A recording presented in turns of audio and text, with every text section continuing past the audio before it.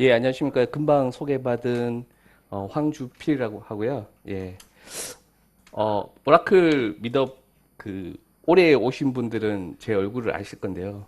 저희가 이제 지금 현재는 이제 피보타 소속인데 전에는 제가 오라클 미덕을 초창기에 처음 시작할 때 좀 같이 좀 진행을 했었고요.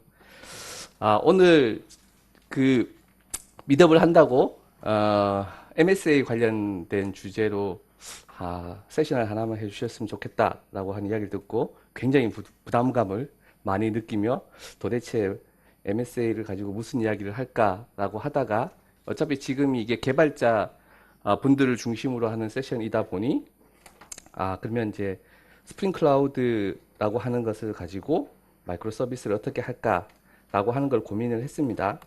하다가 보니 지금 시대가 시대인 만큼 지금 시대가 많이 바뀌고 있죠. 예전에 이제 단순히 아이아스 클라우드를 사용하던 환경에서 핫한 아이템 쿠버네티스라고 하는 게 등장하면서 MSA 쪽에도 많은 변화가 왔고요. 스프링 클라우드에서도 많은 변화가 지금 오고 있습니다. 그래서 그 이야기를 하려고 하다 보니 이스티오가 이야기를 안 하면 안 될 것 같아서 이스티오를 넣었는데 이스티오를 넣다 보니 가지치기를 너무 많이 하는 거예요. 그래서 솔직히 1시간 부탁을 하셨는데 1시간에 이야기를 다 할 수 없을 것 같은, 그래서 혹시나 좀 너무 오버뷰다라고 생각하시면 나중에 저한테 연락을 주시면 제가 찾아뵙고 딥다이브하게 설명을 드리겠습니다. 영업입니다, 영업. 예. 저는 황주필이고요. 지금 현재는 피보탈에서 플랫폼 아키텍트로 하고 있습니다. 그래서 여기 개인 이메일이 있으니까 혹시나 들으시고 궁금하신 거나 아니면 우리 회사에서 이런 걸 하려고 하는데 좀 와서 같이 이야기를 했으면 좋겠다 라고 하시면 찾아뵙고 말씀을 드리겠습니다. 피보탈을 처음 들어본다. 나는 피보탈이 뭐 하는 회사인지 전혀 모르겠다. 처음 들어본다. 피보탈이 이렇게 인지도가 처음 들어보세요? 피보탈 처음 들어본다. 여기 몇 분 계시네요. 그러면 나는 피보탈을 많이 들어봤다라고 하시는 분들 중에 피보탈 하면 딱 떠오른 거. 스프링. 또, 예? 웹서버? 웹서버? 예, 웹서버. 클라우드 네이티브. 제가 원하는 답이 두 개가 더 있는데 안 나왔어요? 클라우드 파운드리. 예, 맞습니다. 그래서 피보탈은 지금 그 스프링 프레임워크 많이 사용하시죠? 스프링 프레임워크의 원천 소스를 가지고 컨트리뷰션을 제일 많이 하는 회사 중에 하나고요. 그리고 그 클라우드 파운드리라고 하는 파스, 플랫폼 에즈 서비스를 만들어서 시장에 딜리버리를 하고 있습니다. 그리고 하나가 더 있어요. 요거 맞히시는 분한테 책자 나갑니다. 피보탈 하면 되게 유명하고 딴 데는 이런 거 없을걸? 뭐 이런 거 하나 있는데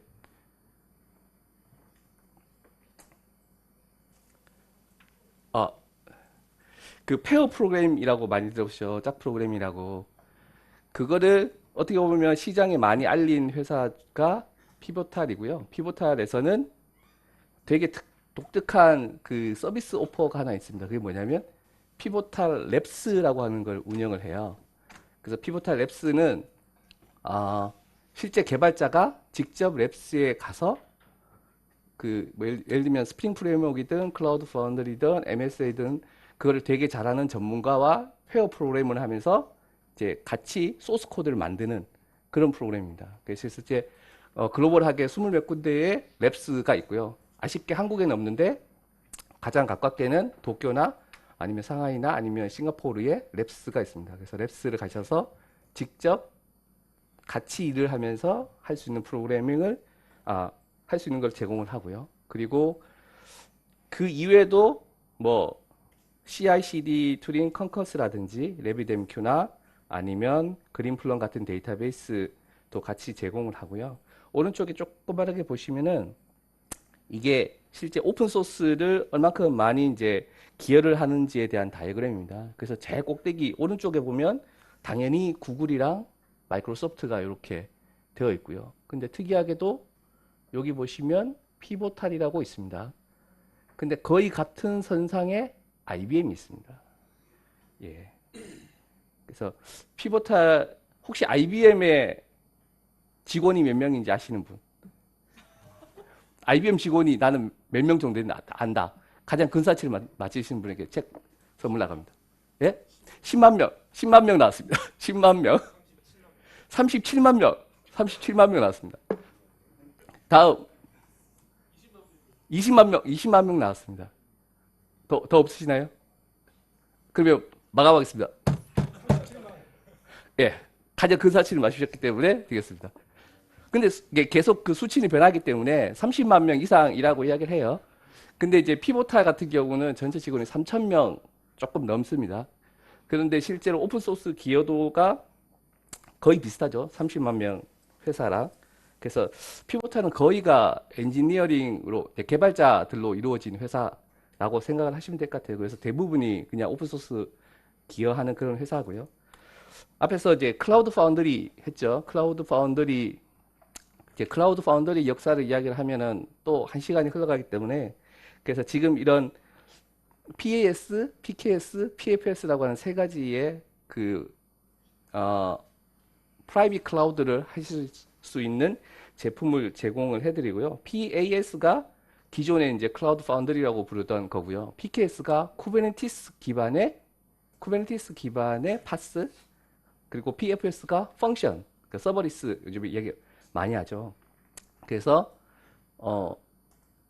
내가 파스를 쓰고 싶거나 아니면 컨테이너를 쓰고 싶거나 내가 서버리스를 하고 싶다라고 하면 거의 모든 그런 워크로드를 다 커버할 수 있는 것이 피보탈 클라우드 파운드리다. 이렇게 여기까지 예, 영업이었습니다.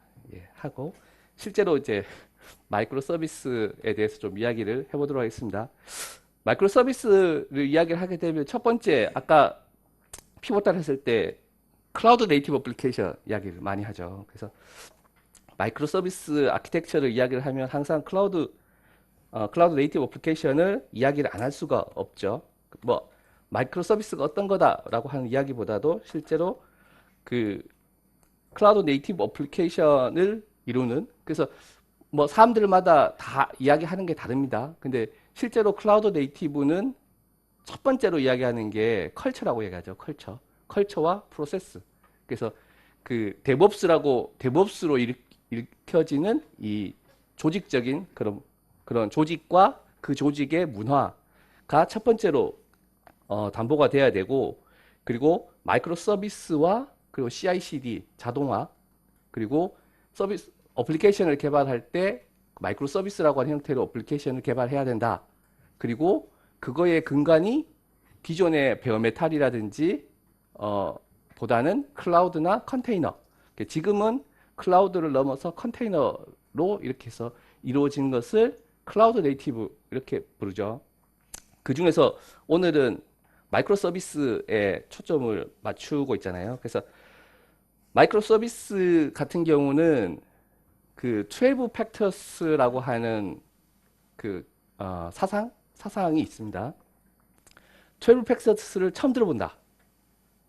없으시죠? 그러니까 미덕 같은 거 하면 항상 마이크로 서비스를 이야기를 하면 항상 나오는 이야기가 12 팩터스이죠. 그래서 뭐 잘 아시다시피 이제 히로크에서 처음 이 사상 그 파스 플랫폼 에즈 서비스를 내면서 클라우드에서 어플리케이션은 이렇게 만들어야 됩니다라고 하는 어떻게 보면 기본적인 사상을 담아서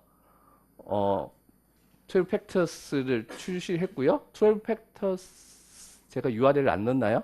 네, 12 팩터스 .net의 사이트에 가시면은 한글로 번역된 아주 친절한 그런 설명들이 쭉 나옵니다. 그래서 그 클라우드 네이티브 어플리케이션의 마이크로 서비스를 만들 때는 요런 것들을 기본으로 만들어야 된다라고 하는 게 있죠. 그래서 뭐 코드 베이스로 만들어야 된다. 그래서 컨피그레이션 기반으로 뭐 프로파일, 그러면 내가 디벨롭먼트든 아니면 프로덕션이든 설정을 하거나 아니면 디펜던시 매니지먼트 뭐 많이 쓰시죠. 메이븐이나 그래들이나 뭐 이런 거 쓰시는데 그런 것들, 그 다음에 CI/CD 툴, 그 다음에 로깅할 때 뭐 예전처럼 파일에다 쓰는 게 아니고 콘솔에 콘솔로 스탠다드 아웃, 스탠다드 에러로 뭐 출력을 해야 된다, 뭐 스테이트 리스하게 만들어야 된다 등등등 뭐 이런 내용들이 쭉 있습니다. 그래서 이거는 실제 MSA로 어플리케이션을 만드는데 한 번씩은 다 몇 장 안 돼요. 되게 짧기 때문에 한 번씩 보시면 되고, 심지어는 그 12팩터스라고 라고 하는 사상이 나온 지도 꽤 됐거든요, 시간이. 그래서 지금은 비욘드 해서 거기다가 뭐 두 가지 더 넣고 세 가지 더 넣어서 뭐 API 퍼스트니 오센티케이션이든 텔레메트리 같은 것들이 더 추가돼서 계속 지금 이야기가 되고 있습니다. 그래서 어, 실제로 진짜로 이제 마이크로 서비스에 대해서 이야기를 해보겠습니다. 그래서 마이크로 서비스 아키텍처를 그 정의를 하시는 분들마다 정의가 조금씩 달라요. 근데 이제 두 가지죠. 루즈리 커플리 된 바운디드 컨텍스트 어플리케이션. 그러니까 바운디드 컨텍스트라고 하는 거는 그 에어리어 그 영역 내에서 거의 모든 것이 하나의 도메인이 처리가 되는. 그래서 실제로 MS에서 나중에 보면 도메인 드리븐 아키텍처 해서 DDD 같은 게 나오고 막 그렇게 하잖아요. 그리고 루즈리 커플리드에 있어서 다른 마이크로 서비스하고의 디펜던시가 없이 독립적으로 동작하고 뭐 업데이트를 하거나 아니면 리스타트를 하거나 메인터넌스 할 수 있는 형태로 만들어져 있어야 된다라고 하는 게 MSA 그 마이크로 서비스의 핵심이죠. 그래서 마이크로 서비스 같은 경우는 비즈니스 로직이 있고요. 그 밑에 이 비즈니스 로직에서 가지고 있는 스토어가 있고, 그리고 API, 그 싱크로너스든 어싱크로너스든 받는 API가 있고, 요즘은 하나가 밑에가 이벤트 기반으로 동작을 하는. 그래서 예전에 그냥 단순히 RESTful API, 그래서 REST 형태로 주고받고 하던 형태에서 요즘은 뭐 그게 gRPC, gRPC나 아니면 이벤트 방식으로 뭐 백엔드에서 카프카가 되든 아니면 레비랭큐와 같은 그런 메시징하고 연계해서 비동기로 동작을 하도록 하는 형태로 발전을 하고 있습니다. 그래서 요 형태가 어떻게 보면 이제 마이크로 서비스의 딱 근간이 되는 모습이라고 할 수 있겠습니다. 그래서 우리가 이제 마이크로 서비스라고 하는 걸 많이 쓰는 이유가 그걸 통해서 성공한 애들이 많으니까 쓰겠죠. 근데 MSA를 했는데 실패하면 누가 MSA를 쓰겠어요? 그래서 뭐 잘 아시던 우리가 인터넷 기업이라고 부르는 뭐 넷플릭스를 위시한 넷플릭스, 우버, 에어비앤비, 뭐 테스트라 같은 데들이 다 자기네들이 이제 내부 시스템 자체가 마이크로 서비스로 되어 있다라고 이야기를 합니다. 근데 신기하게도 우리는 이런 저런 인터넷 기업들만 그렇게 쓸 거라고 생각하는데, 실제로 우리가 전통적인 엔터프라이즈라고 일컬어지는 기업들, 뭐 포드나 아니면 시티뱅크 같은 뭐 NBC나 아니면 JP모건 같은 이런 기업들도 요즘에 MSA로 자기네들 내부 시스템을 만들려고 하고요. 지금 현재 국내에서도 말만 하면 다 아는 큰 제조 업체가 자기네 내부 시스템을 다 MSA로 갈아엎는 몇백억짜리 프로젝트를 지금 진행 중에 있습니다. 그래서 국내에서도 실제 엔터프라이즈 내에서 얘네들이라고 할 만한 업체들이 지금 MSA를 하고 있습니다. 그래서 다른 많은 곳에서도 이제 MSA에 대해서 많은 관심이 있으시고요. 그래서 MSA를 어떻게 하는지 한번 보시면 되겠습니다. 이런 그림은 너무 많이 봤기 때문에 굳이 설명 안 할게요. 예. 그래서 이 그림도 굉장히 많이 보셨죠. 근데 이제 MSA 하면은 MSA의 달콤함을 많이 이야기하잖아요. 뭐 개발 속도가 빠르고, 뭐 스케일러비티가 높고, 네, 플렉시블하고, 뭐 이런 좋은 이야기들 막 하죠. 근데 저는 처음에 이 그림 보고 헉 했거든요. 헉, 이걸 어떻게 막 엄청 복잡하죠. 하나 더 있습니다. 그 microservice.io라고 하는 사이트가 있습니다. 예. 여기 크리스 리차드슨이라고 하는 양반이 운영을 하는 사이트고요. 이 양반 크리스 리차드슨이 클라우드 파운더리를 제일 처음에 만들어서 그 스프링 소스에다가 판 사람이에요. 그리고 이 마이크로 서비스 아키텍처 쪽에는 되게 빅마우스이고, 그리고 그 패턴 랭귀지 그 패턴 랭귀지 포 마이크로 서비스라고 하는 책도 있고 강좌도 합니다. 오늘 미드업의 다음 세션에 요 분이 지금 이야기를 하시죠. 그리고 이분이 그 오라클 세션에서 이야기한 슬라이드 쇼랑 유튜브에 가시면 동영상이 있습니다. 혹시 패턴 랭귀지에 대해서 관심 있으시다 하면 요 링크를 참고해서 보시면은 여기 대해서도 굉장히 자세하게 설명해 주실 거고요. 근데 얘만 봐도 복잡하죠. 마이크로 서비스 아키텍처라고 하는 게 결코 쉬운 이야기가 아닙니다. 그래서 그 달콤한 꿀 같은 장점만 있는 게 아니고 단점조차도 굉장히 많습니다. 가장 큰 단점이 디스트리뷰티드 아키텍처이죠. 분산, MSA라고 하는 기본적으로 분산 환경입니다. 그리고 이벤츄얼하게 그냥 주고받는, 그러니까 모노리스 같은 경우는 하나의 통 안에서 그냥 다 모든 게 이루어지잖아요. 근데 얘 같은 경우는 다 흩어져 있고 메시지를 서로 주고받아야 되고 통신을 해야 되고 그런 것들이 항상 수반된다라고 하는 게 있고요. 그리고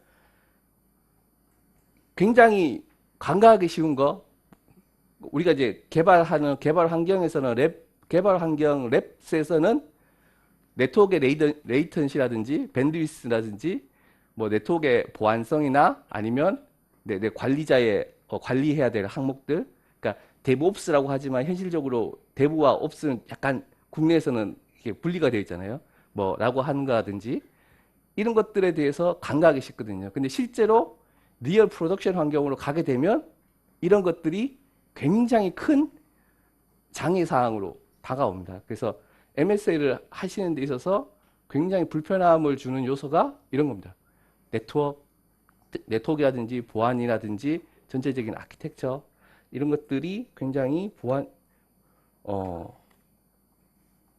허점으로 다가오게 되죠. 그래서 그 허점을 보완하기 위해서 굉장히 많은 그런 기업들, 업체들, 그리고 벤더나 개발자들이 많이 힘을 쏟고 있고요. 그 힘을 쏟아서 나온 결과물 중에 하나가 이런 것들이죠. 스프링 부트.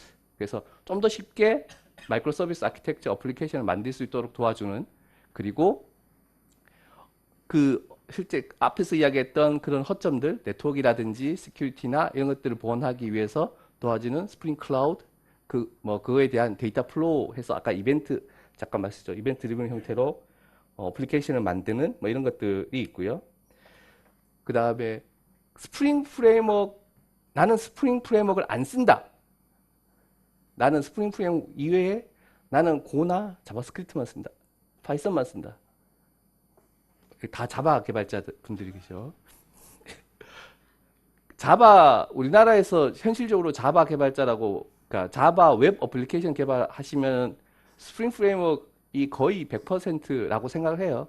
전자정부 프레임워크도 스프링 프레임워크로 만들어져 있죠. 심지어 공공에서도 그걸 쓰고 있습니다. 근데 이제 피보탈이라기보다는 스프링 이제 커뮤니티에서 MSA라고 하는 게 나오고 난 다음에 그 마이크로 서비스 클라우드 네이티브 어플리케이션을 좀 더 쉽게 만들기 위해서 스프링 부트라고 한 걸 만들었죠.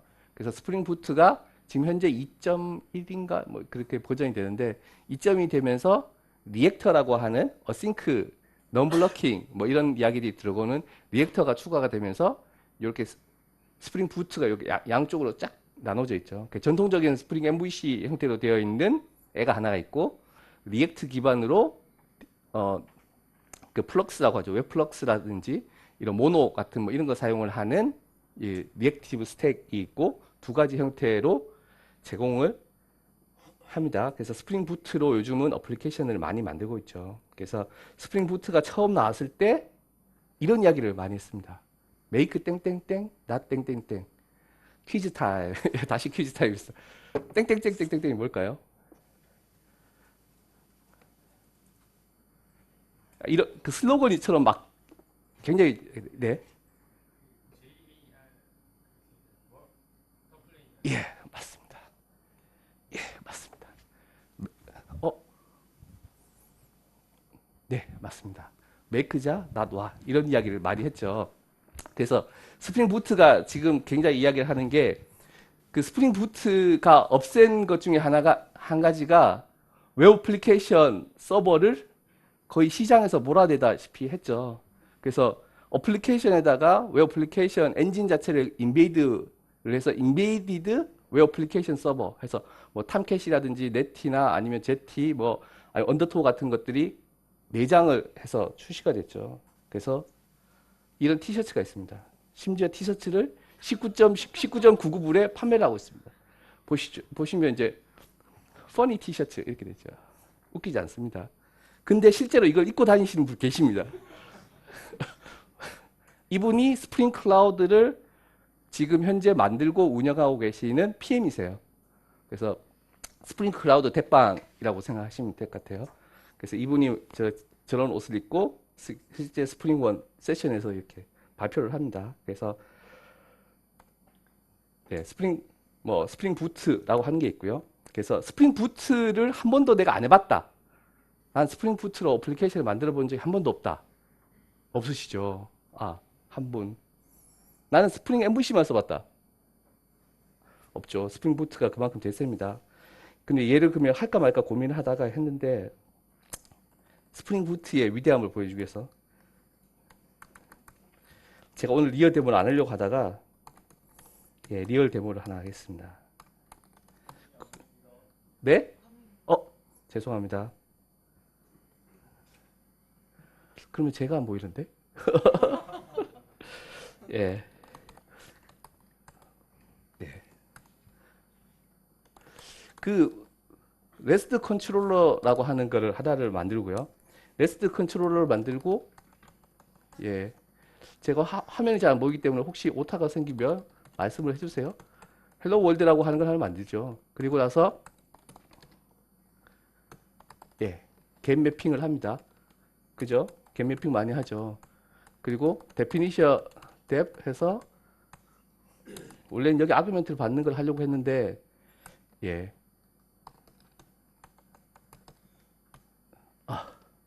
예, 아프네요 목이. 네, 끝.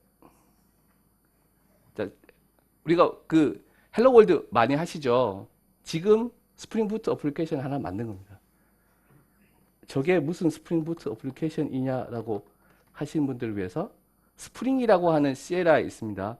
혹시 스프링이라고 하는 CLI를 쓰세요? 쓰시는 분? 나는 스프링이라는 CLI를 처음 들어봤다. 네. 그 대부분은 이제 IDE에서 스프링을 부트 만드셔서 IDE에서 컴파일 하시고 뭐 런 하시고 하시잖아요. 근데 스프링이라고 하는 CLI를 제공을 합니다. 그래서 SDK 많이 혹시 쓰시나요? SDK man이라고 하는 그 툴이 있죠. 그 SDK man이라고 하는 툴을 사용을 하시면 네. SDK man을 통해서 이렇게 각각의 스프링 지금 2.13 버전까지 나왔죠.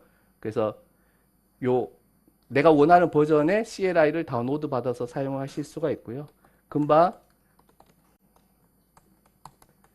금방 만든 앱을 스프링 런 하시면 예, 에러가 날 수도 있습니다. 그러면 스프링이 실행이 되죠.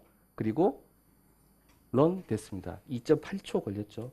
실제로 얘가 그러면 정상적으로 동작을 하는지를 한번 봐야겠죠.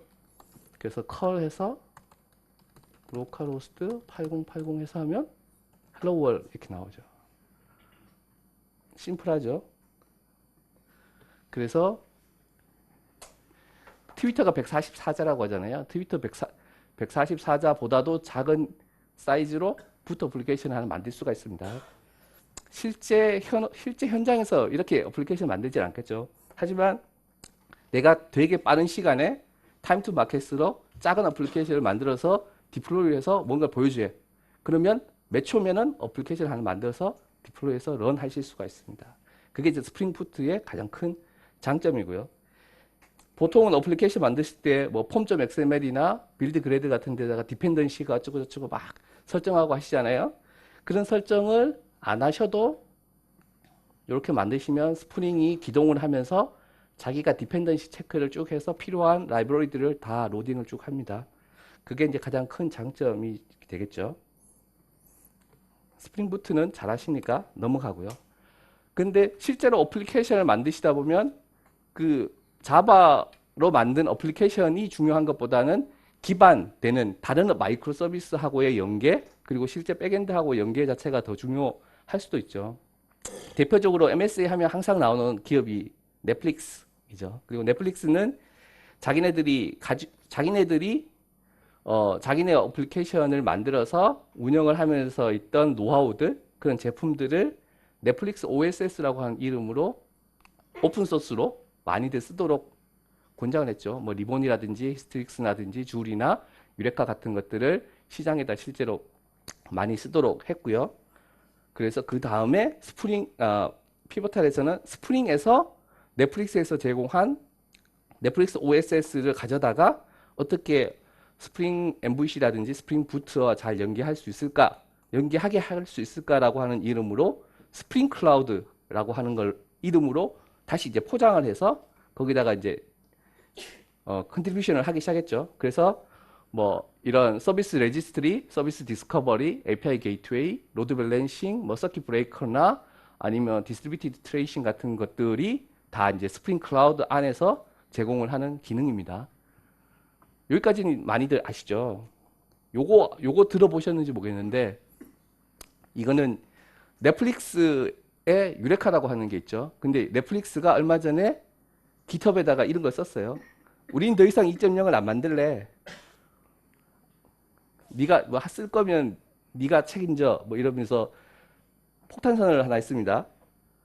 근데 이것뿐만 아니라 넷플릭스가 자기네들이 만든 넷플릭스 OSS 앞에서 이야기했던 유레카나 히스트릭스 리본 같은 것들을 더 이상 자기네들이 이걸 빌드업 하지 않겠다라고 하고 우리는 스프링 클라우드를 쓸래라고 했어요.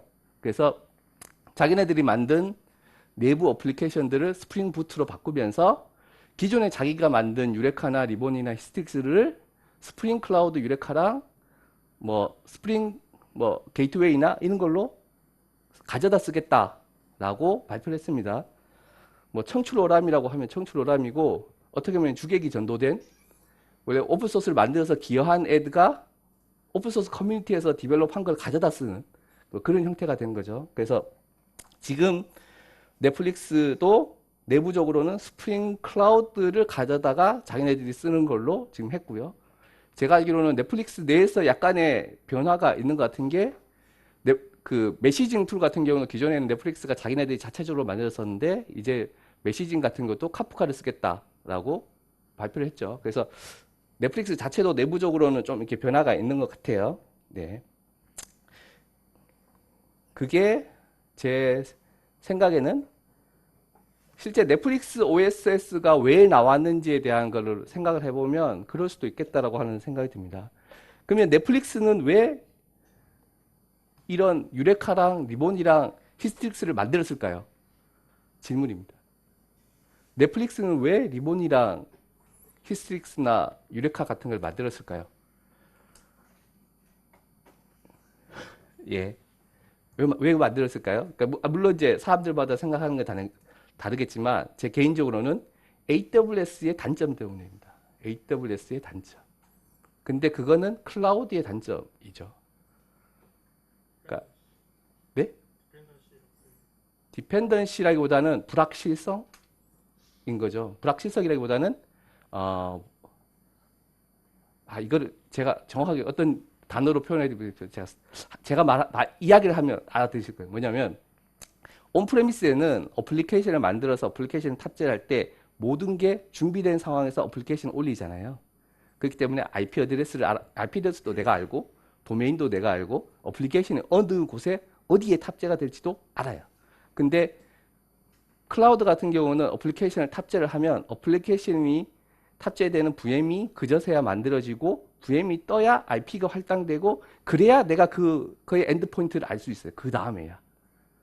그러니까 넷플릭스 같은 경우는 처음에는 자기네 데이터 센터를 사용하다가 AWS로 자기네들 어플리케이션을 전환을 하면서 보니 그런 것들이 안 되거든. AWS에서요.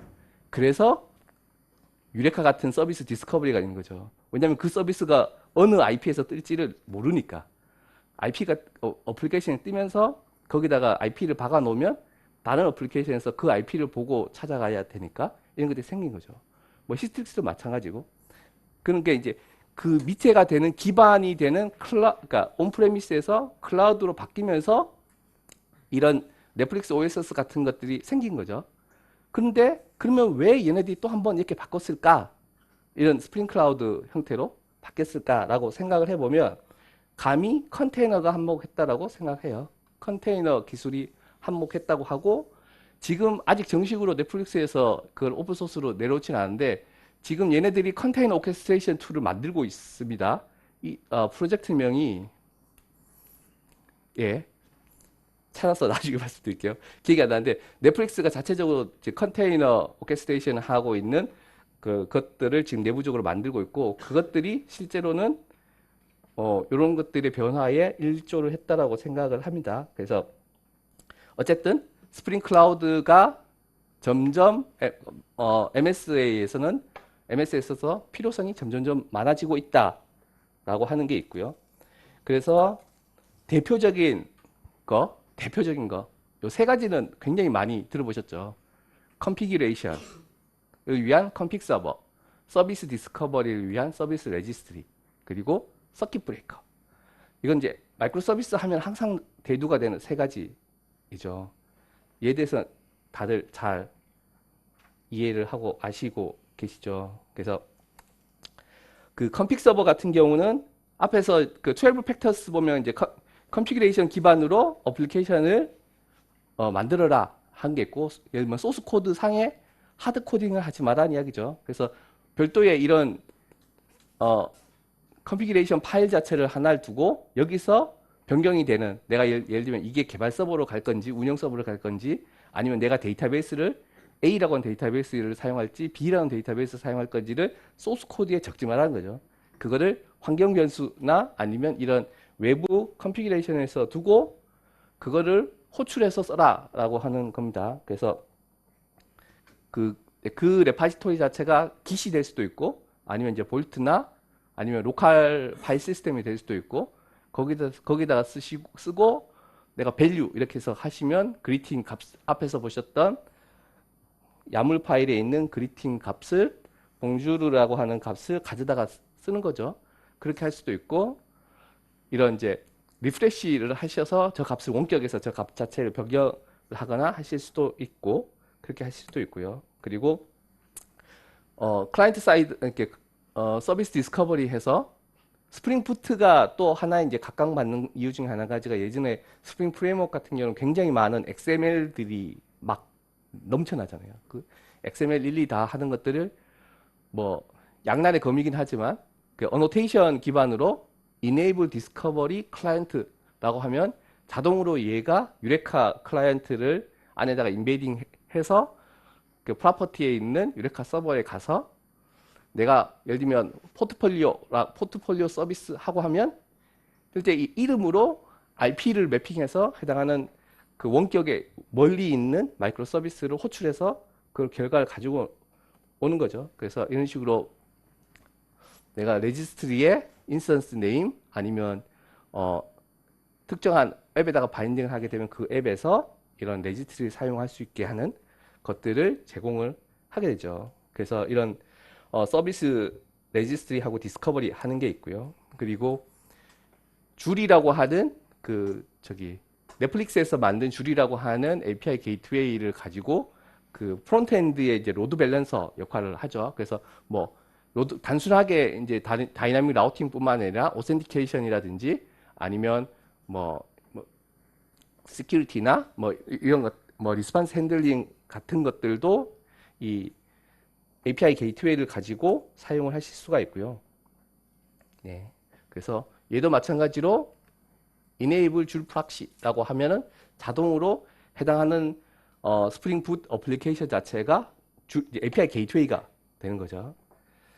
그리고 MSA 할 때 항상 등장하는 그 하나가 서킷 브레이커이죠. 아까도 본 것처럼 불확실성이 있는 거죠.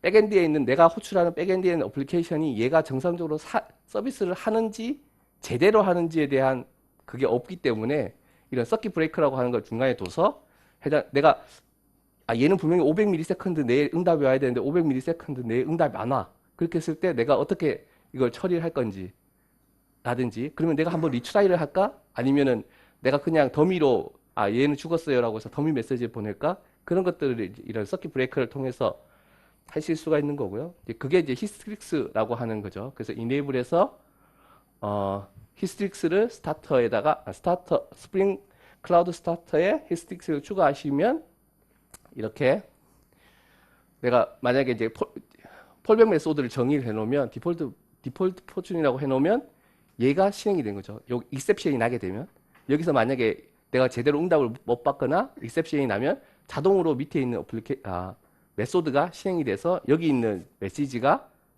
다시 리턴이 되는 형태죠. 그래서 이런 폴백이라고 하는 기능 자체가 히스트릭스에서 굉장히 중요한 거고 히스트릭스는 또 대시보드가 이쁘죠. 히스트릭스 대시보드만 봐도 뭔가 일한 것 같은 느낌이 들죠. 이렇게 왔다 갔다 하니까 뭐 색깔도 알록달록하게 이렇게 있어서 대시보드까지도 이렇게 제공을 합니다. 그래서 넷플릭스 OSS가 있고요. 넷플릭스 OSS를 한번 랩핑해서 스프링 클라우드라고 하는 걸 만들어서 제공을 합니다. 뭐 서비스 레지스트리, 컴픽 서버, 서킷 브레이커. 그리고 그거를 다시 한번 포장해서 스프링 클라우드 서비스라고 한 이름으로 앞에서 말씀드렸던 피보탈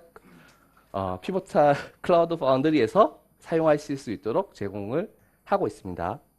그러면 이런 모양새가 됩니다. 이게 이제 레퍼런스 아키텍트라고 해도 되는, 그래서 앞단에 API 게이트웨이가 있고요. 실제 마이크로 서비스가 있고, 서킷 브레이커와 컨피그레이션 서버가 있고, 그 다음에 유레카 같은 서비스 레지스트리, 약간 가려졌는데, 우리가 집킨이라든지 제거 같은 디스트리뷰티드 트레이싱 하는 게 있고, 그러니까 얘가 서버가 더 뜨는 거죠. 추가적으로. 마이크로 서비스 이외에. 그리고 백엔드에 메시징 브로커라든지 데이터베이스가 있고, 실제로 마이크로 서비스에는 각각의 이 컨피그레이션이라든지 서비스 레지스트리 아니면 트레이싱 뭐 같은 걸 쓰기 위한 클라이언트 라이브러들이 쭉쭉쭉 들어갑니다. 뭐 리본이든 히스트릭스나 매트릭스나 트레이서나 이런 클라이언트 라이브러들이 따다다다 바뀌죠.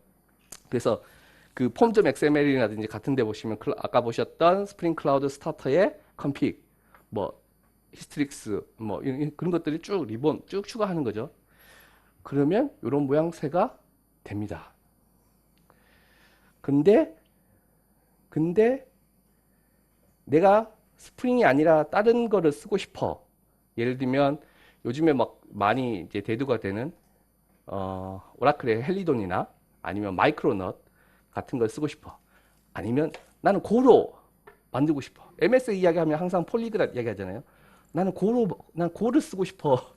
아니면 나는 파이썬으로 어플리케이션 만드는데 그러면 파이썬에서는 그러면 히스트릭스를 어떻게 연계해요? 퀘스천이 들죠. 그러면 아니 내가 전통적인 레가시로 만든 어플리케이션에서 그러면 걔는 연동을 못 하나요? 뭐 이런 것들이 들잖아요. 그러면 뭐 스프링 클라우드는 자바밖에 안 되나요? 그쵸? 예? 퀘스천이 들죠. 그리고 또 한 가지 지금 세상이 많이 바뀌고 있습니다. 그래서 처음에 이제 온프레미스에서 베어메탈로 시작했다가 AWS를 위시한 다양한 이제 클라우드 업체들이 나오면서 클라우드라고 하는 게 대성이 됐죠. 그래서 아까 전에 넷플릭스 OSS가 나온 근본적인 이유는 클라우드 때문이죠. 근데 세상이 너무 바뀌고 있습니다. 컨테이너라는 기술이 바뀌고 있죠. 그래서 보시는 것처럼 CNCF에 보시면 이게 해가 제 생각인데 일주일에 한 번씩 네모 칸이 하나씩 더 생기는 것 같아요. 예. 예전에는 이렇게까지는 복잡하지 않은데 가면 갈수록 점점 복잡해져서 도대체 알 수가 없는 형태의 클라우드 지금 쿠버네티스 에코시스템이 거의 완성 단계에 이른, 그래서 시장에서 예전에 단순하게 이제 퍼블릭 클라우드를 쓰던 환경에서 컨테이너를 쓰는 환경에서 그러면 마이크로 서비스를 어떻게 만들어야 될까? 그러면 기존의 퍼블릭 클라우드에서 마이크로 서비스를 만들던 거와 동일한가? 라고 생각을 하실 수가 있잖아요. 그래서 이걸 찾아봤습니다. 위키피디아. 그것도 위키피디아에서 마이크로 서비스라고 치고 들어가시면 밑에 쪽에 얘가 있어요. 저도 보고 놀랐습니다. 요번에 자료 준비하면서 한번 들어봤는데 있더라고요. 뭐가 있냐면 마이크로 서비스에서 필요한 것들 스프링 클라우드에서는 이렇게 제공해. 그런데 쿠버네티스에서는 이렇게 돼. 라고 하는 테이블이 있습니다. 글자가 작아서 잘 안 보이시죠? 근데 핵심만 말씀드리면 쿠버네티스에서 웬만한 게 다 돼요. 라고 하는 이야기예요. 얘네들 이야기는. 쿠버네티스에서 웬만한 것들이 다 됩니다. 라고 하는 이야기고, 안 되는 것들은 뭐 엘라스틱 그 EFK라든지 ELK라고 하죠. ELK를 쓰시거나 프로메테우스나 그라파나를 쓰거나 아니면 이스티오를 쓰시거나 하세요. 이렇게 되어 있습니다. 그래서 기존에 예를 들면 내가 그 줄 같은 거 썼다라고 하면 줄은 인그레스, 쿠버네티스에서 이야기하는 인그레스 컨트롤러로 인그레스를 만들어서 하세요. 그리고 컴픽 서버에 내가 컨피그레이션을 담아서 써야 되는데요 하면 쿠버네티스의 컴픽 맵이랑 시크릿이 있으니까 그걸 쓰세요. 거기서 정보를 담아서 그걸로 쓰실 수 있어요. 라고 하는 이야기가 있고요. 유레카는 그러면 어떻게 하나요? 유레카는 기본적으로 서비스에서 그 DNS 기반으로 룩업이 됩니다. 라고 이야기를 합니다. 그래서 결국 이렇게 되는 거죠. 앞에서 열심히 떠들었던 컨피그레이션 서버, 서비스 레지스트리, 서킷 브레이커가 쿠버네티스 컴픽 맵이랑 쿠버네티스 서비스 코어디넌스, 네이블 셀렉터나 이런 셀렉터들 그리고 서킷 브레이커 같은 것들은 서비스 메쉬로 커버가 됩니다. 라고 이야기를 합니다. 지금 사진 찍으시면 안 되는데. 네. 그러면 그 서비스 메쉬를 처음 들어본다. 나는 서비스 메쉬 처음 들어보는데, 야, 역시 주말에 이렇게 나와서 공부하시는 분들은 역시 다르시죠. 서비스 메쉬라고 하는 것이 쿠버네티스에 있는 파드들 간의 통신, 커넥트 자체를 보장을 하는 기술입니다. 그러면서 덩달아서 나오는 게 사이드카 패턴이라고 해서 직접 외부에서 뭔가를 하는 게 아니라 파드 내에 그 프락시라고 하는 그 엔보이로 만든 프락시가 컨테이너가 하나 더 추가돼서 얘가 서비스하고 서비스 사이에 통신을 해주고 시큐리티를 해주고 하는 역할이 그런 것들을 서비스 메쉬라고 부르고요. 서비스 메쉬에는 항상 밑에 컨트롤 플레인이 들어갑니다. 컨트롤 플레인에서 파일럿에서 내가 라우팅이라든지 아니면 서비스 자체를 관리하는 파일럿이라고 하는 게 있고요. 믹서라고 해서 텔레메트리, 그러니까 통계 정보, 그러니까 실제 뭐 그라파나 프로메테우스에 적재하거나 집킨에다가 담는 그런 정보, 아니면 시타델 같은 TLS, 서비스 투 서비스의 보안, 네트워크 보안 자체를 보장하는 시타델 같은 것들이 들어가 있습니다. 그래서 얘를 통해서 서비스 투 서비스에 대한 커뮤니케이션, 아까 우리가 서비스 디스커버리, 내가 호출하면 이 서비스가 어디 있는지 모르는데 얘는 다 알아. 어디 있는지. 서비스의 이름으로 호출하면. 그리고 라우팅 룰을 통해서 뭐 예를 들면 이제 서비스 메시 같은 경우는 A/B 테스트를 한다든지 아니면 뭐 실제로는 미러 같은 거를 통해서 이런 것도 가능합니다. 예를 들면 내가 새로운 시스템 버전 2를 만들었어. 근데 버전 2가 제대로 동작하는지를 테스트를 하고 싶어. 그러면 그냥 우리가 그냥 그 TDD나 이런 쪽에서 테스트 하신 거는 그냥 가짜 테스트잖아요. 실제로 유저의 리퀘스트를 받아봐야 이게 정상적으로 도는지를 알 수 있잖아요. 근데 이스티오를 쓰시면 뭐가 되냐면 똑같은 서비스 버전 1, 버전 2를 띄워놓고 고객한테 오는 리퀘스트를 둘 다 한데 보낼 수 있습니다. 버전 1과 버전 2에 미러링해서. 그런데 고객한테 응답이 가는 거는 리스판스는 버전 1만 리스판스를 해. 이해가 되시죠? 이제 고객한테 오는 리얼 데이터를 받아서 내부에서 테스트하는 뭐 이런 기능도 가능합니다. 그리고 서킷 브레이커. 아까 말씀드렸죠? 500ms가 지났어. 그럼 얘를 어떻게 리트라이 할 거냐? 아니면 그냥 에러를 뱉을 거냐? 이런 것들. 서킷 브레이커 기능. 트레이싱. 아니면 이제 모니터링 하는 이런 것들이 서비스 메시지를 통해서 가능합니다. 그래서 뭐 서킷 브레이커 같은 경우는 이런 식으로 내가 뭐 인터벌이라든지 아니면 뭐 타임 자체를 설정해서 구성을 하실 수가 있고요. 트레이싱 같은 경우도 마찬가지로 이런 트레이스 정보를 통해서 집킨이나 그 실제 이스티오 같은 경우는 이스티오를 설정을 하시게 되면 안에 프로메테우스, 그라파나, 뭐 서비스 그래프, 집킨 같은 것들이 다 내장이 돼 있죠. 그래서 그런 것도 통해서 매트릭 정보 자체를 다 보실 수가 있고요. 그러면 앞에서 보셨던 그림이 이렇게 됩니다. 앞에서 보시면 앞에 뭐 유레카도 있어야 되고 유레카 뭐 있었죠? 컨픽 서버 디스트리뷰티드 트레이싱 하는 것도 쭉쭉쭉 있었죠. 그런 것들이 쫙 다 없어지고 프락시라고 하는 사이드카가 하나가 탁 들어가고 끝. 나머지는 밑으로 다 내려오는 거죠. 플랫폼에서 그걸 다 커버한 겁니다. 그 앞에서 보셨던 그 MSA 같은 경우는 어플리케이션을 개발하는 개발자들이 다 그런 것들을 하시는 거죠. 앞에서 오는 그 로드 밸런싱, 이제 클라이언트 사이드의 로드 밸런싱이라든지 컨피그레이션, 서비스 디스커버리를 다 알아서 하는데 얘는 플랫폼이 알아서 하는 거예요. 플랫폼이 알아서 하고 개발자는 개발만 해라. 이거입니다. 그래서 마이크로 서비스의 복잡성 자체를 확 줄일 수 있다라고 이야기를 하죠. 그래서 그 스프링 클라우드 GitHub 사이트가 있습니다. GitHub 스프링 클라우드가 있고요. 거기에 가면 스프링 클라우드 쿠버네티스라고 하는 서브 프로젝트가 있습니다. 그래서 스프링 클라우드 쿠버네티스 1.0이 정식으로 릴리즈가 됐어요. 지난주인가 지지난주인가. 그래서 1.0을 쓰실 수가 있고요. 안에 가시면 컨피그레이션이라든지 리본이나 아니면 다른 형태, 다른 것들을 쓰실 수 있어요. 컨픽 같은 거, 그러니까 스프링 클라우드 스타터의 쿠버네티스의 컨픽을 가시면 컨픽 맵이랑 시크릿에서 정보 자체를 가지고 오도록 하는 모듈 자체가 들어가 있고요. 그리고 클라이언트 사이드의 로드 밸런싱 리본을 사용한 형태도 가능합니다. 그러니까 서비스의 이름으로.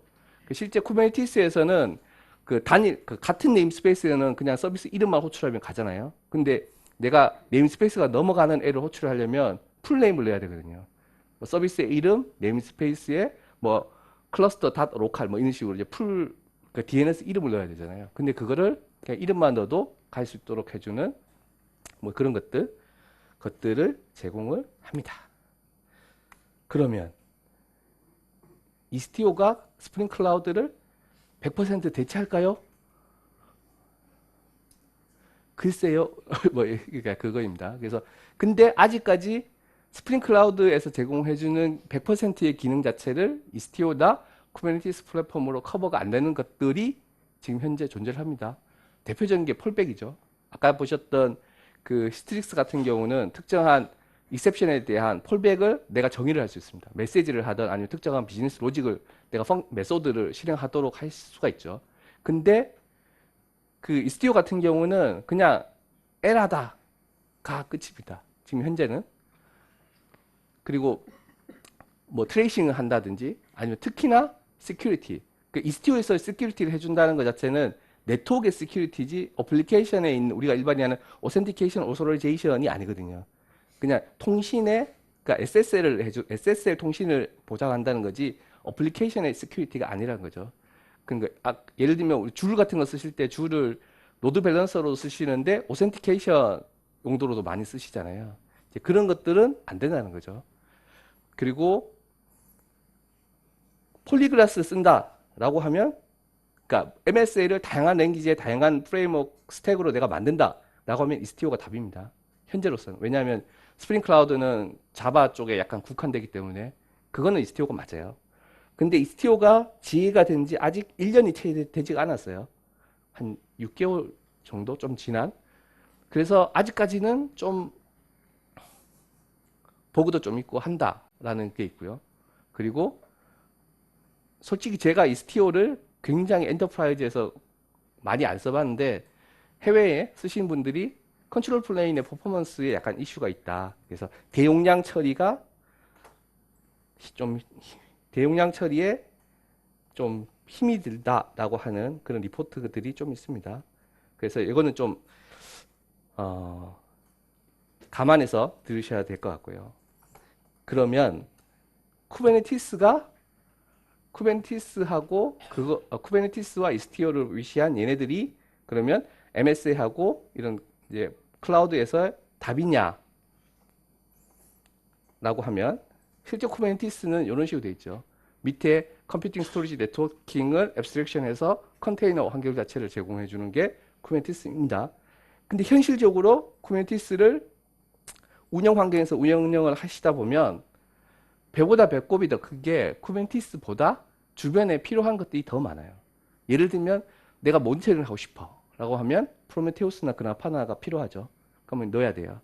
아, 나는 로그에 대한 정보 자체를 비정형 로그를 보고 싶어 라고 하면 ELK를 내가 해서 또 ELK 또 집어넣어야 되고, 내가 디스트리뷰티드 트레이싱 하고 싶어 라고 하면 지퀸 또 넣어야 되고, 내가 그러면 그리고 예를 들면 컨테이너 이미지 레지스트리를 위한 레파지토리도 필요해. 그럼 그것도 놓고 하다 보면 이게 실제로 얘보다는 주변에 있는 얘네들이 더 방대해지고 관리 포인트 자체가 얘네들 다 관리를 해야 되는 문제들이 생기는 거죠. 이런 것들이 쿠버네티스 지금 현재 DII로 쿠버네티스를 하는 경우에 이런 문제가 생깁니다. 그래서 케이시 하이타워라고 처음 보시는 분, 되게 유명한 구글에서 되게 이제 세미나나 많이 하시고 유튜브에서 보시면 거의 모든 그 쿠버네티스 관련 세션에 다 나오시는 분이죠. 이 양반이 쿠버네티스는 플랫폼을 만들기 위한 플랫폼이다. 되게 유명한 말을 했죠. 이걸 언제 했냐면 2017년도에 한 말입니다. 그래서 사람들이 다 이걸 써먹어요. 쿠버네티스가 이게 약점이다. 막 이렇게. 요 슬라이드를 다 써먹습니다. 근데 저도 쿠버네티스 굉장히 오래 했으면 오래 했다고 생각하는데, 쿠버네티스 보시면 쿠버네티스 자체가 되게 좋아요.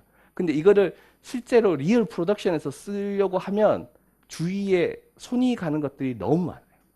그거는 사실입니다. 그래서 이게 엔드 포인트이지 이게 만능은 아니다.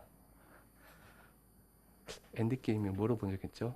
끝났다. 근데 예, 이제 끝났어. 예. 예, 엔드 게임은 아닙니다.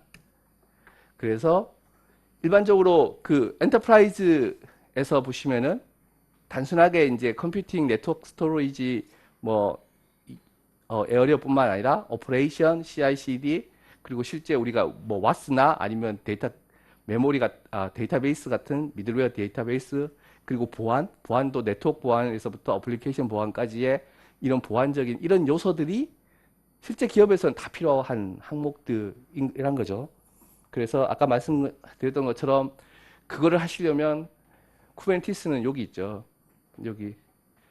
그 이외에 쿠버네티스는 얘 하나입니다. 그 이외에 다다다다다다다 이런 것들을 추가적으로 다 하셔야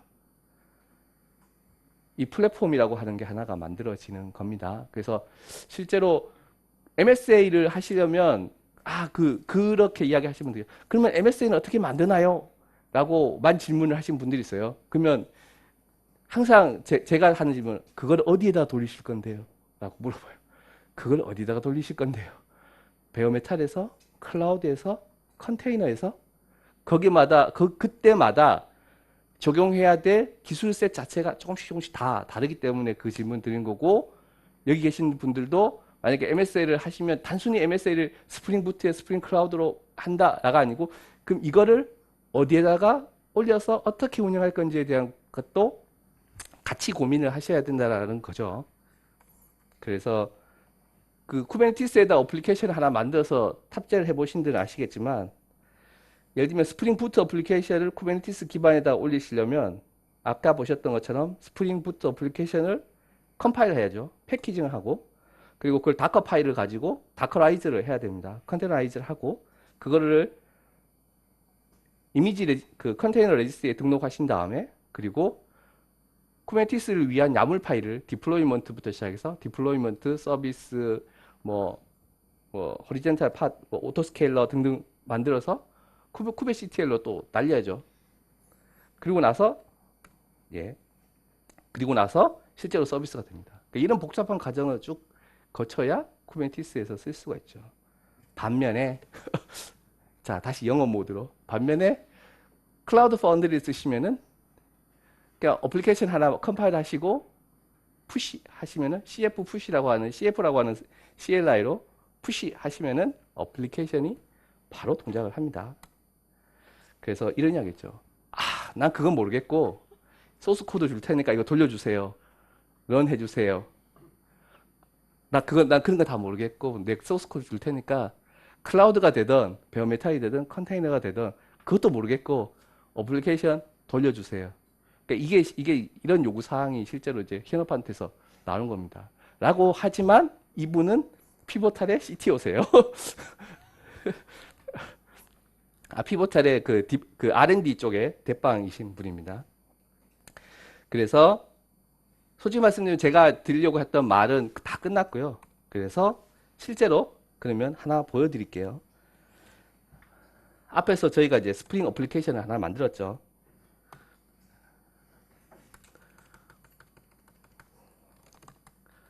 아, 네. 제가 그래서 앞에서 만든 헬로 월드 앱이 있습니다. 헬로 월드 그룹이라고 하는 앱이 있죠. 그래서 진짜로 이게 되는지를 보겠습니다. 예. 그래서 CF 푸시 아무것도 없습니다. 저는 아무것도 한 게 없어요. CF 푸시 하시고 헬로 월 고맙습니다. 그래서 페어 프로그램이 좋다고 하는 게 이렇게 페어 프로그램이 좋다는 거예요. 예. 그리고 엔터 치시게 되면 예.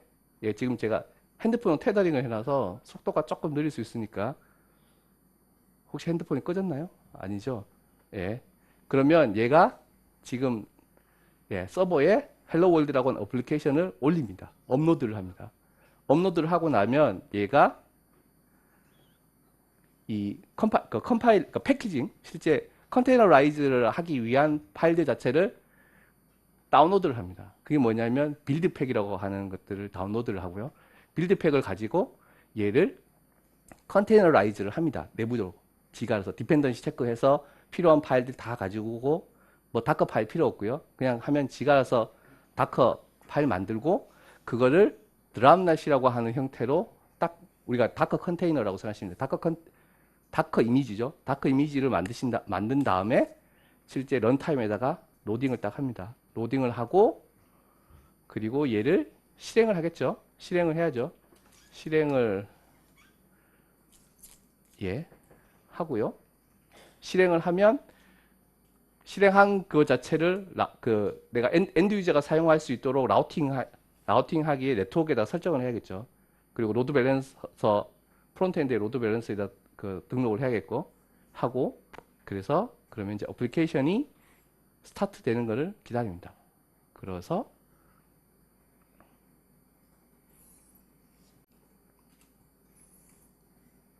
네. 이게 이제 피보탈 웹 서비스라고 하는 온라인 그 피보탈 클라우드 파운드리입니다. 그러면 보시는 것처럼 어플리케이션이 넘버 제로 해서 러닝 스테이트까지 갔고요. CPU는 지금 안 쓰고 있고 메모리 1기가에 디스크 1기가짜리로 하나 컨테이너가 딱 만들어진 겁니다. 그러면 실제로 정상적으로 동작을 하는지 그리고 위를 살짝 올려보시면 여기에 얘를 접속할 수 있는 라우트 엔드 포인트 URL 있죠. 얘를 가지고 땅 치면 헬로 월드라고 찍히겠죠. 헬로 월드입니다. 그래서 뭐 이렇게 내가 컨테이너를 만들어서 그러니까 쿠버네티스나 컨테이너 어플리케이션을 만들고 등록하고 하는 복잡한 과정이 없이도 그냥 이런 과정으로 어플리케이션을 돌릴 수가 있습니다. 이게 파스라고 불러지는 겁니다. 파스. 그러니까 요즘에 이제 쿠버네티스 자체를 쿠버네티스를 파스다라고 이야기를 많이 하는데 제 개인적으로 쿠버네티스는 아야스라고 생각해요, 저는. 근데 이제 아야스보다는 살짝 더 앱스트랙션 레이어가 하나 더 있는 그래서 카스라고 하는 게 생겼죠. 컨테이너 에즈 서비스. 근데 굳이 아야스, 파스, 사스 기준으로 하면 저는 쿠버네티스는 아야스라고 생각을 해요. 그래서 실제로 이제 파스 플랫폼 에즈 서비스는 이제 이런 게 헤로쿠라든지 아니면 클라우드 파운더리 같은 것들이 실제로는 플랫폼 에즈 서비스가 되겠죠. 예, 매직입니다. 그래서 앞서 본 것처럼 피보탈을 많이 애용해 주시면 금방 보셨던 뭐 MSA, 클라우드 네이티브, 클라우드 파운드리 그리고 랩스에 대해서 말씀을 드리겠습니다. 예. 이상으로 제 시간은 끝난 것 같고요. 혹시 질문 주시면은 질문 답 드리겠습니다. 질문. 아직 스프링 클라우드에 아까 말씀하신 뭐 이스티오나 엠보이 이런 게 안에 들어가 있는 건 아니죠 아직? 그 스프링 클라우드에 엠보이나 이스티오가 들어갈 계획은 없고요. 그 엠보이나 그거가 지금 현재 앞에서 제가 그 PS, PKS 플랫폼 말씀드렸잖아요. 예. 요 레이어에 지금 이스티오 엠보이가 들어갑니다. 쿠버네티스하고 스프링 클라우드하고 앞으로 전략이 어떻게 되는 거죠? 지금 그것이 그 작년 그 스프링 원 거기에서 아까 말했던 스프링 클라우드 대빵이시던 분이 직접 나와서 세션을 했어요. 근데 그거는 고객의 몫이다. 아까 예. 그 넷플릭스에서 자기 컨테이너 오케스트레이션 만든다고 했잖아요. 네. 쿠버네티스가 있으니까 자체 오케스트를 가져갈 건지 아니면 쿠버네티를 쓸 건지.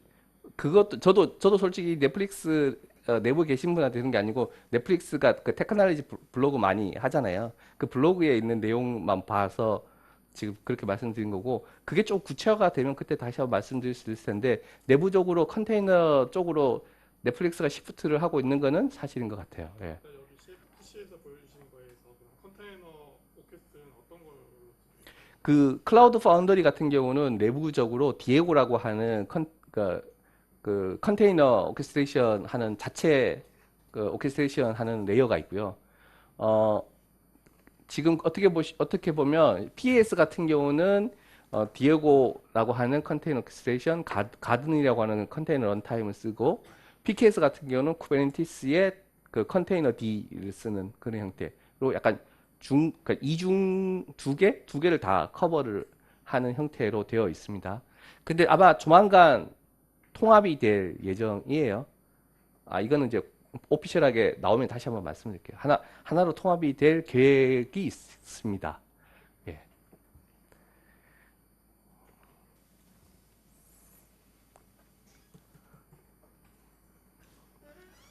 혹시 다른 질문 없으신가요?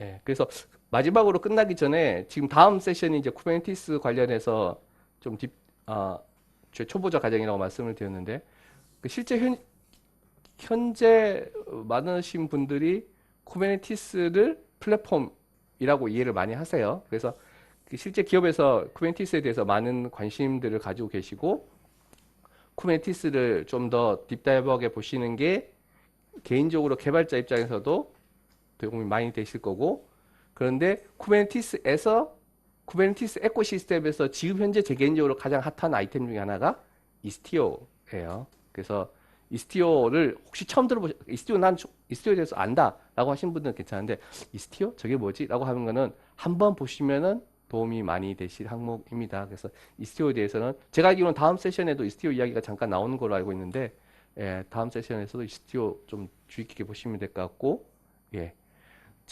제가 여기 있을 테니까 혹시 궁금한 거 있으시면 질문 주시면 질문에 답변을 드리겠습니다. 예. 이상으로 세션을 마치겠습니다. 예, 고맙습니다.